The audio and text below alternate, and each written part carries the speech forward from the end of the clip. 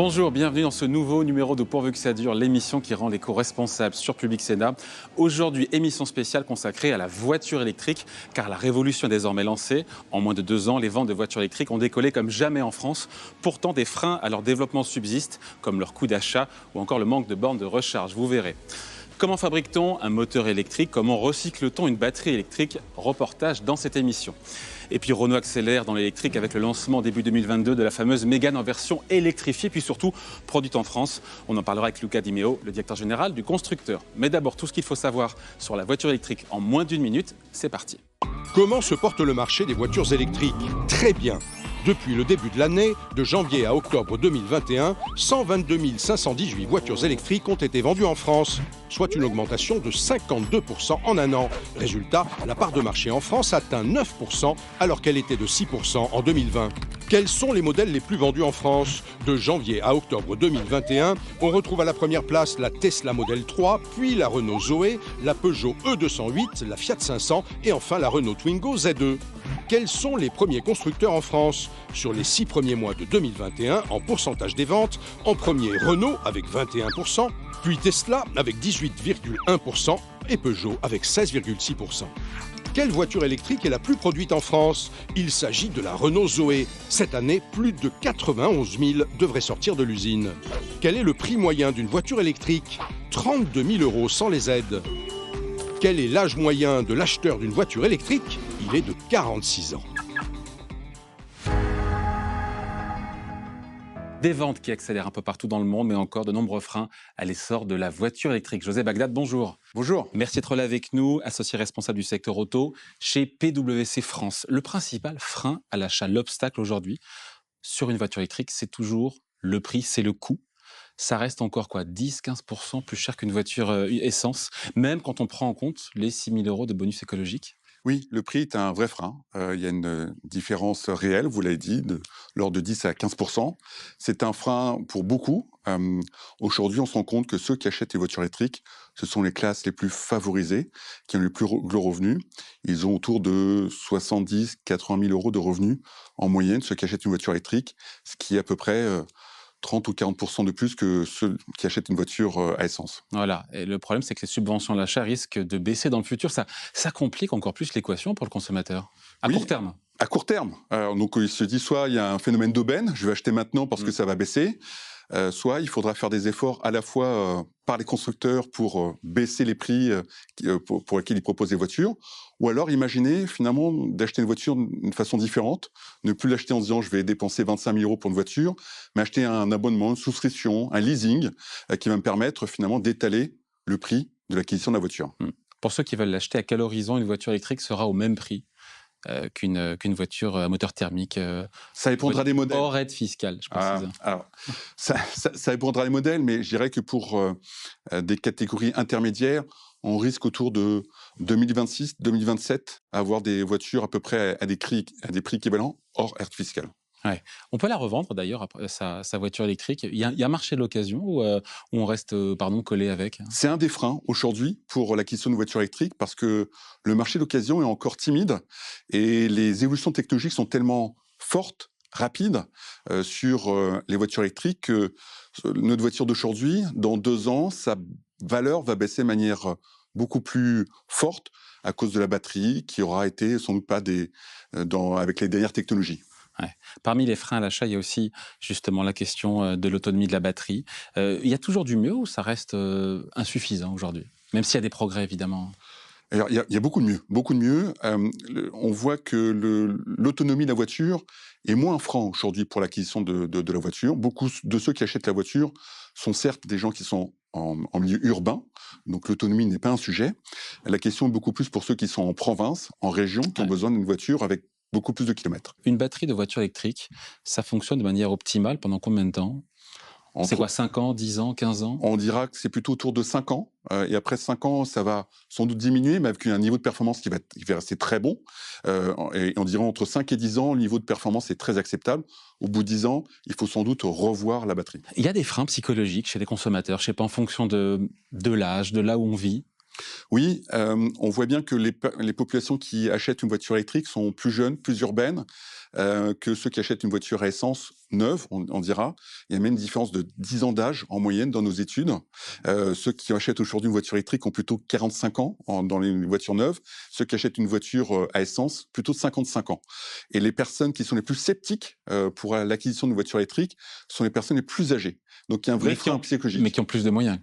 Et qui ont un peu plus de moyens. C'est le paradoxe d'ailleurs. Voilà, plus de moyens, mais un frein psychologique pour acheter une voiture électrique. Donc c'est la difficulté de convaincre les personnes qui ont les moyens de le faire et de pouvoir accompagner les plus jeunes qui auraient envie d'avoir une voiture électrique quand ils veulent une voiture, de pouvoir le faire. Il faut, et vous avez raison, il faut parler des bornes de recharge. On entend souvent, à tort peut-être, qu'il n'y en a pas assez sur tout le territoire. On en dénombre aujourd'hui 50 000 installés, il faut le préciser, sur la voie publique et les autoroutes en France. Est-ce que c'est insuffisant aujourd'hui? On a 700 000 voitures électriques qui roulent en France. Est-ce qu'il faut un maillage plus serré dès aujourd'hui ou il faut que ce soit progressif? Non, il faudrait que dès aujourd'hui, avoir beaucoup plus de bornes pour justement que ce frein psychologique de comment je recharge ma voiture se lève de manière beaucoup plus rapide. C'est une difficulté de ne pas avoir ces deux bornes dans l'espace public, mais la vraie difficulté, c'est d'avoir une borne, une recharge chez soi, dans son immeuble, dans le parking de son immeuble, dans son Mais il y a ce qu'on appelle un droit à la prise quand on est en copropriété. Il y a un droit à la prise. Mais c'est le parcours du combattant. Ouais, ça ne s'applique pas. Et on voit d'ailleurs que ceux qui achètent des voitures électriques aujourd'hui ont un parking privé dans 90% des cas. L'objectif fixé par le gouvernement, c'est d'installer 100 000 bornes de recharge fin 2021. On a compris qu'on n'y serait pas, évidemment. Ça sera plutôt pour dans un an, pour fin 2022, si on prolonge le trait. Ça sera peut-être même vers dans 8-10 mois. Donc on espère que ça sera avant pour que ça s'accélère. Mais il faut vraiment accélérer et qu'on arrive à ces 100 000 rapidement. Un petit mot de ce qui se passe en Norvège, où la conversion en voiture électrique est parmi les plus avancées au monde. Les chiffres sont quand même assez dingues. 50% des voitures, 50% qui sont vendues sont des voitures électriques. Comment on explique cette avancée de la part de la Norvège, qui a décidé de bannir les voitures à moteur thermique en 2025? C'est ça, quelque part Il y a un choix politique très fort, avec une aide pour accompagner ce choix-là, mais en disant plus de voitures électriques à l'horizon 2025.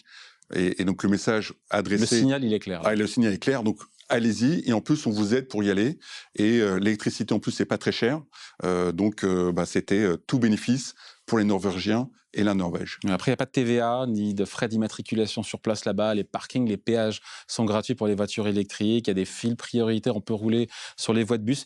C'est une source d'inspiration ou pas pour nous, pour développer ça sur le marché français? Il faut qu'il y ait des primes, alors ce ne sont pas forcément que des primes en numéraire, mais des primes à ceux qui jouent le rôle de la voiture électrique ou du covoiturage. Voilà, merci José Bagdad, donc associé responsable du secteur auto chez PwC France. Merci. Merci. Alors, comment fabrique-t-on un moteur électrique? Comment recycle-t-on une batterie électrique? Reportage signé Marine Marasrianou. Depuis ces 3 dernières années, les ventes de voitures électriques ont explosé. Un marché en plein boom qui tente à modifier nos habitudes et notre manière de nous déplacer. Sabine était dans les précurseurs en tant qu'utilisatrice. Elle s'est mise à la voiture électrique il y a 5 ans, notamment grâce aux aides de l'État. Elle a pu changer son vieux diesel avec un prix de rachat quasiment équivalent au prix de sa voiture électrique. C'est plus du tout la même manière de conduire. On ne prend plus l'autoroute, plutôt des départementales et des nationales. Bien évidemment pour l'autonomie de la batterie. La charge la nuit, donc de 10h à 6h30 du matin, on charge complètement et ça doit coûter dans les 2 € à peu près. Donc sur un mois, le calcul est vite fait quand vous faites 60 km par jour pour aller travailler. Mais alors, qu'y a-t-il sous ce capot? Les moteurs sont devenus de véritables ordinateurs nécessitant des compétences de pointe technologique.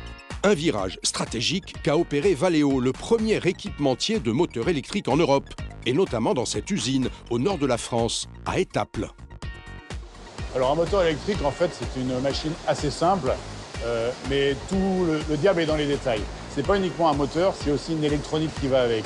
Et là, l'électronique, c'est vraiment de la high-tech. C'est quelque chose de très sophistiqué, à la fois sur la partie qu'on appelle en anglais le hardware, l'électronique elle-même, et aussi sur la partie software, le logiciel qu'on met dedans. C'est l'électronique qui commande les machines électriques. Donc là-dedans, vous avez le cerveau de la machine électrique avec le logiciel qu'on va charger dedans. Vous avez les lignes de fabrication électronique ici. Vous avez les lignes de fabrication de machines. Et tout ça est fait en France, ici dans les Hauts-de-France. Et cette usine est tout à fait typique parce que c'est une usine qui accompagne la transition du monde d'avant au monde d'après, c'est-à-dire du monde de la voiture thermique au monde de la voiture électrique. Des bijoux technologiques qui tendent à nous rendre moins dépendants des pays producteurs de pétrole. Mais la voiture électrique est-elle réellement plus écologique ? Tout l'enjeu se trouve dans la fabrication des batteries, d'après Nicolas Meillan, conseiller à France Stratégie sur les questions de transport et d'énergie. Dans les batteries, vous avez plusieurs métaux, du lithium, du cobalt, du nickel. Si on prend l'exemple du cobalt extrait donc dans des mines, principalement au Congo. Ce cobalt ensuite il part en Chine. La Chine maîtrise 80% du raffinage du cobalt. Ensuite, ce cobalt est raffiné, il va rentrer dans la fabrication des cellules de batterie. Et puis ces cellules de batterie vont venir ensuite en Europe, dans des usines d'assemblage de batteries. Elles vont être assemblées en packs de batteries pour ensuite aller dans vos voitures électriques. Et la fabrication de la batterie consomme autant d'énergie et donc émet autant de CO2 que la fabrication de la voiture elle-même. Un impact environnemental important, notamment dû à un raffinage des métaux rares, fait en grande partie en Chine donc, pays dans lequel les normes environnementales laissent à désirer et où l'énergie est majoritairement produite via du charbon.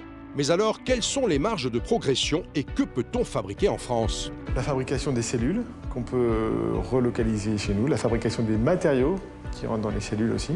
Et donc effectivement, il n'est pas que l'assemblage final de la batterie, il faut remonter le plus loin possible dans la chaîne de valeur pour que cette batterie soit le plus, entre guillemets, verte possible. Les mines de cobalt, elles sont là où elles sont au Congo, on ne va pas les relocaliser, ça c'est sûr. Par contre, on va pouvoir peut-être recycler les batteries, ça va nous permettre d'avoir accès à un cobalt recyclé. Un recyclage des batteries qui voit peu à peu le jour en France et en Europe, mais qui n'est pas fait à grande échelle pour le moment. Une filière urgente à mettre en place tant les batteries des premières voitures électriques vont bientôt arriver en fin de vie. Un enjeu écologique et économique, c'est donc de recycler au maximum, mais aussi de produire les cellules des batteries en France. C'est le projet de Renault, notamment à Douai et Maubeuge dans le nord de la France, mais aussi à Grenoble, via la start-up française Vercor. Des projets de Gigafactory qui verront le jour d'ici 2025. Il faut bien voir qu'on est en train de remplacer le pétrole par les batteries. C'est ça le mouvement civilisationnel dans lequel nous sommes.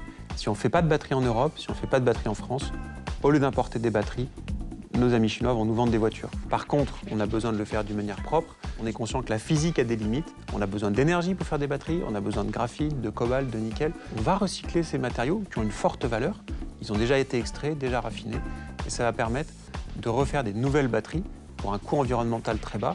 Avec le véhicule électrique, pour l'une des premières fois, on va pouvoir avoir vraiment une économie circulaire permanente. Un taux de recyclage de 50% minimum imposé par la Commission européenne et qui devra atteindre 70% en 2030, donnant naissance à une véritable filière stratégique pour réduire notre dépendance économique à la Chine et limiter l'empreinte carbone de nos voitures électriques.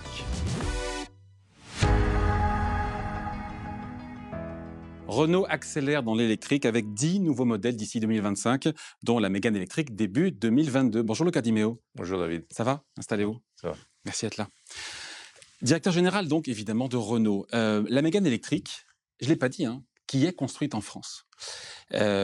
Vous misez gros sur ce lancement. Ouais, c'est le segment le plus important en Europe. De catégorie moyenne. Pour nous, c'est un grand projet Alliance, donc avec une plateforme qui va être globale et partagée avec Nissan et un jour peut-être avec Mitsubishi. Donc, on mise en fait la crédibilité de Renault comme pionnier dans l'électrique et on rentre dans le cœur du marché européen. En faisant le choix de produire toutes vos voitures électriques, même sur le sol français, même les petits modèles, même les modèles d'entrée de gamme. Pourquoi vous prenez ce pari industriel ? Est-ce que c'est un pari qui est risqué ou pas pour Renault ? Je pense qu'il est risqué parce que c'est pas évident de faire des choix de ce type. Mais je comprends la valeur de remettre Renault au centre de la conversation dans le pays où on est né. Renault est une entreprise française. Donc il fallait se prendre ce risque et se donner ce défi, mais je pense qu'on va le gagner. Comment on fait pour être aussi compétitif que ces rivaux qui ne produisent pas en France et qui ont, pour le coup, parfois dans certains pays, des main-d'œuvre qui sont moins chères ? Il faut travailler sur toute la chaîne, en gros, mais ça dépend du choix technique que tu fais sur la voiture, de comment tu fais l'ingénieur de ça. C'est s'entourer de fournisseurs qui sont à côté de ton usine. La décision qu'on a prise de faire venir un partenaire pour localiser l'usine de batterie juste à côté de l'usine de Douai, c'est le travail qu'on a fait au niveau de relations avec les parties prenantes pour définir un nouveau contrat qui nous permettra d'être plus compétitifs. Parce qu'en 15 ans, Luca De Meo, la production de voitures sur le sol français, vous le savez, a été divisée par 2. Est-ce que la voiture électrique, c'est une forme d'opportunité pour la France d'inverser cette tendance? Moi, j'en suis totalement convaincu. Dans la partie France du plan Renolution, que peut-être vous avez entendu parler de ça, c'est clair qu'on comprend très bien que le fait de transformer toute la filière autour de la possibilité de construire des voitures électriques, ça va donner de la valeur, ça va créer surtout de la valeur ajoutée. Nous, on a fait des études, on croit qu'à horizon 2030, si toute la filière se transforme en prenant cette opportunité, il y a à la clé 70-80 milliards d'euros de chiffre d'affaires qu'on peut créer dans ce pays. C'est donc une opportunité, mais en même temps, c'est aussi une menace parce que 65 000 emplois sont menacés dans le secteur d'ici 2030. C'est ce que dit Luc Châtel, qui est à la tête de plateformes automobiles. Oui, on sait très bien parce qu'on se parle beaucoup avec Luc, on connaît les enjeux.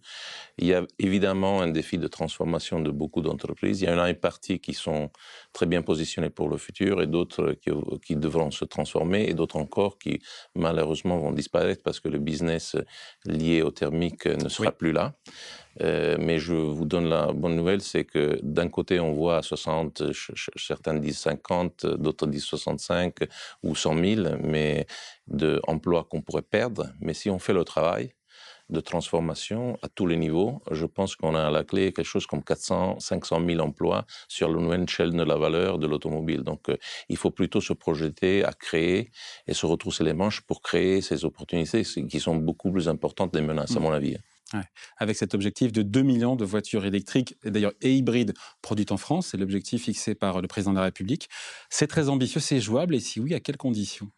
Moi, je pense que c'est jouable. Je pense aussi que Renault est peut-être dans les conditions à cet horizon-là d'aller au-dessus des 500 000, peut-être 600 000, peut-être 700 000 voitures électriques produites en France. Et c'est un peu le plan. Donc, on va faire notre partie du job et on va créer des emplois et on va aussi créer des emplois indirects dans une partie de ces 500 000 que j'évoquais avant. Produire en France, est-ce que, Luca De Meo, ça implique de vendre des voitures à un prix plus élevé?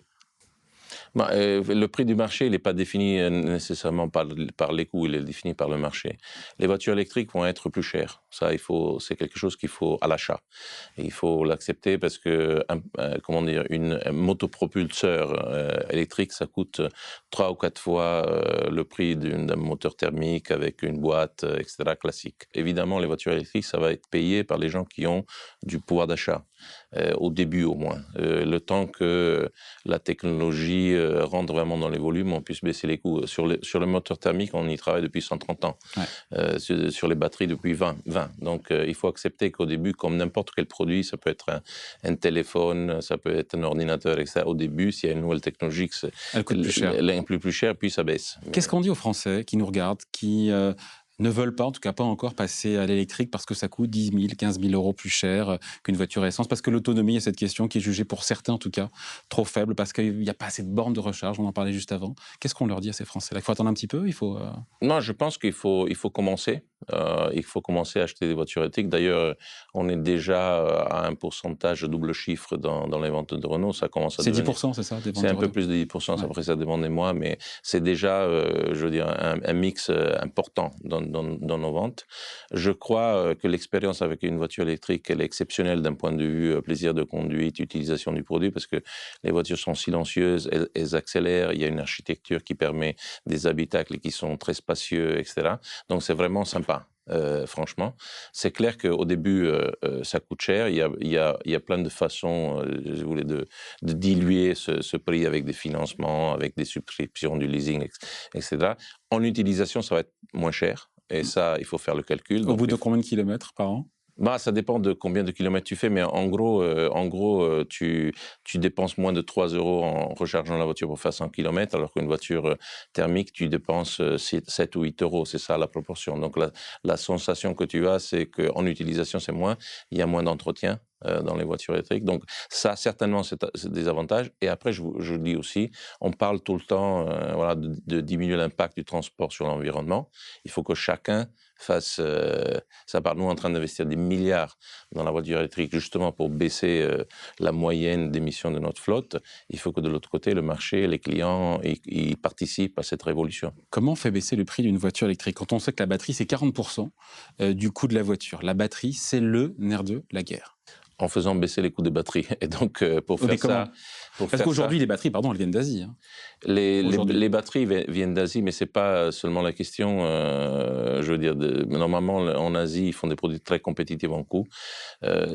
C'est plutôt complexe, mais en gros, il faut imaginer qu'une batterie, en termes de performance et donc de coût, elle va baisser entre 7 et 10% chaque année. Donc, pour réduire 50% le prix d'une batterie, il faudra 10 ans. Okay, donc, c'est une technologie qui n'est pas complètement disruptive, comme disent les Anglais, mais il y a moyen vraiment, et on l'a vu avec la batterie, par exemple, de la Zoé, dans les derniers 10 ans, on a réduit de 50% le coût, et ça va continuer comme ça. On a aussi besoin des volumes. On a besoin de mettre les usines à côté de nos usines. Parce Demain, ces batteries électriques, elles seront produites en France, ici, à un tarif compétitif par rapport à ce qui se fait en Asie. Oui, l'enjeu, il est... ce combat, cette bataille n'est pas perdue pour les Européens. Moi, je pense que... Sur cette technologie-là. Mais écoutez, je pense que certainement l'Asie a un avantage. On peut partir de l'aval. En fait, quand tu mets une usine à côté de ton usine d'assemblage, déjà, il y a un avantage en termes de coût logistique. C'est clair que le volume va faire une partie de la baisse des coûts. Il y a un enjeu aussi important, surtout dans le futur, c'est que si on rentre dans un système où il y aura des taxes carbone, des taxes de ce type-là, évidemment à la frontière, notamment en France, on est capable, entre le renouvelable et le nucléaire, on est capable de vraiment produire des batteries avec des coûts d'énergie qui sont assez compétitifs, un coût en CO2 qui va être moindre. Donc ça, c'est une des raisons pour lesquelles j'ai poussé pour lancer 2 projets en France d'usines de batteries. Un, c'est celui qu'on fait au nord, et un autre qu'on fait avec une start-up française qui s'appelle Vercor, sur laquelle on est en train de décider la localisation de la deuxième usine. Donc, et ça, c'est un enjeu majeur, le thème de l'impact dans la production. Après, il faut savoir que pour faire une batterie, il faut des cathodes. Le 90% de la production des cathodes, il est fait en Asie. Pour faire des cathodes, il faut des matières premières. Donc une batterie électrique ne sera jamais 100% française, évidemment. Mais, elle sera assemblée en France, mais elle sera avec des composants. Mais justement, je pense que l'enjeu, ce sera de construire avec d'autres industries toute la filière. Le raffinage des matériaux, il est fait à 80% en Chine. Donc, il faudra construire des capacités de raffinage du cobalt, du nickel, du lithium. Donc, c'est beaucoup plus complexe que simplement mettre une usine de batterie, parce que le 50% de la valeur, en fait, est en amont de ça. Ouais. Donc, une baisse des batteries électriques de 50% à horizon de 10 ans, oui, c'est faisable. Oui. Et donc, la parité entre le prix d'une voiture électrique et thermique, ça peut être pour quand? Mais nous, on pense que, quand on fait nos calculs, on pense que ça peut être dans 4-5 ans, parce que dans la même période, le coût des moteurs thermiques va augmenter. Avec l'électrification, l'hybridisation, toutes les normes de dépollution. Donc, il y aura un croisement qui se fera dans 4-5 ans en termes de coûts, mais il faut être clair, ça va se faire par le haut. C'est-à-dire, les voitures thermiques vont coûter plus cher, et les voitures électriques vont coûter moins cher, mais ce sera plus cher qu'aujourd'hui. Et la voiture électrique low cost, c'est aussi une solution pour ceux qui veulent se lancer? Nous, on l'a déjà dans le marché. On a introduit cette année la Dacia Spring. Ça vaut 15 000 €. C'est une voiture qui a du succès. C'est une voiture assez essentielle dans le style de Dacia. On voit bien que ça marche. Mais je pense que ce n'est pas qu'une question de prix d'entrée. Je pense qu'il faut qu'on fasse des produits, comme c'est dans le cas de la Mégane, qui sont capables voilà, de satisfaire beaucoup de besoins et qui ont du contenu technologique. Mégane électrique pour début 2022, produite en France. Les voitures électriques, on finit là-dessus, 100% électrique, c'est 10%, on a dit 11% des ventes.